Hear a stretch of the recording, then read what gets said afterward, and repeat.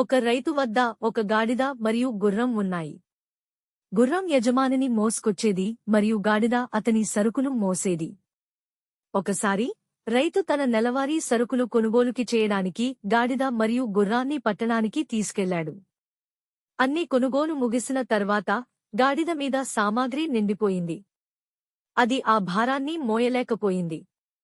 గాడిద గుర్రాన్ని అడిగింది, నా ప్రియ మిత్రమా, దయచేసి నాకు సహాయం చేసి భారాన్ని పంచుకో. గుర్రం గర్వంగా బదులిచ్చింది, భారము మోయడం నీ కర్తవ్యం, నాది యజమానిని మోయడమే అని. గాడిద కొంత దూరం వరకు భారాన్ని మోయగలిగింది. కాని తర్వాత అది నురగ కార్చడం ప్రారంభించింది. పాపం గాడిద యొక్క దయనీయ స్థితిని చూసి యజమాని మొత్తం భారాన్ని గాడిద నుండి గుర్రానికి మార్చాడు. అప్పుడు గుర్రం అనుకుంది, నేను ఇంతకు ముందు గాడిద సూచనను అంగీకరించినట్లయితే నేను ఈ భారంలో సగం మాత్రమే మోసేదాన్ని. అహంకారం పతనానికి దారి తీస్తుంది.